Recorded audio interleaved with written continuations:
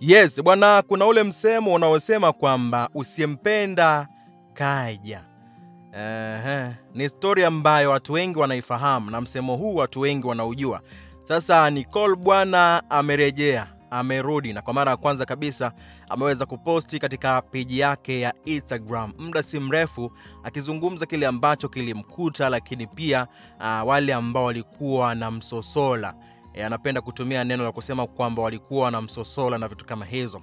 Kwa wale ambao wafahamu ni kwamba Nicole kwa kipindi kama cha wiki moja na hivi kuelekea 2 alikuwa yuko rumande kwa kesi ambayo ilikuwa ni ya kuzulumu watu pesa, na ikisemekana kwamba alizulumu kiasi shilingi milioni 180 na kwa watu ambao walikuwa wanaweka pesa kwamba kuchezesha michezo ile ya vikoba na vitu kama hizo, kwamba unaweka pesa na mwisho wa siku unategemea kupokea baada ya muda fulani, lakini watu walikuwa hawapati kile ambacho walikiweka kwa Nicole na vitu kama hizo. Hivyo wakaamua kuchukua hatua za kisheria na mwisho wa siku Nicole kukamatwa, na mwisho wa siku watu kuanza kusema kwamba mbona alikuwa na marafiki wa karibu wengi ambao ni matajiri, ambao wenye nyadhifa tofauti, kwa nini walishindwa kumsaidia na vitu kama hizo.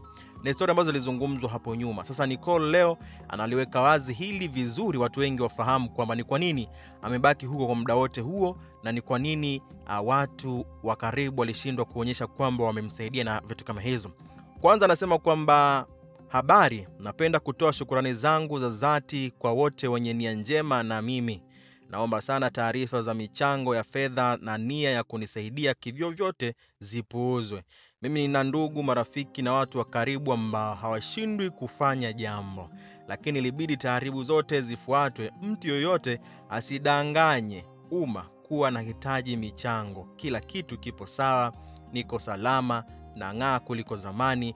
Kuku na makanga ya jela yameninawirisha. Lakini pia akasema kwamba sio sahihi mtu yoyote kuweka mdomo pua yake kwenye kesi inayoendelea mahakamani.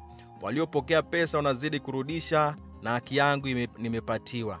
Na wasihi sana, sihitaji michango yoyote kutoka kwa mtu yoyote.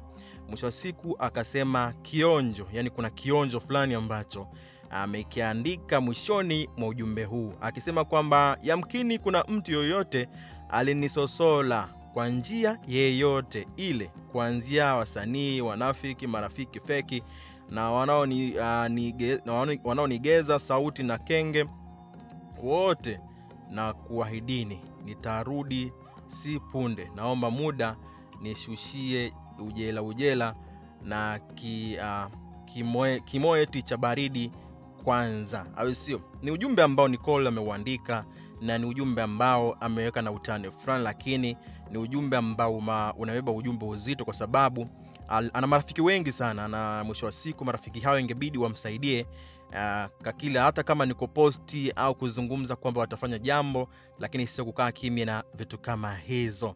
Juma Lokole bwana, nimeona comment yake hapa, anasema kwamba hujatoka bado, maliza kesi kwanza, kama kweli ingia live, usituchoshe, au sio? Ni kitu ambacho Juma Lokole amekisema kuhusiana na Nicole baada ya kusema kwamba yuko huru, yuko nje kwa sasa, anakula bata na ameamua kushushia na kimoet cha baridi, au sio?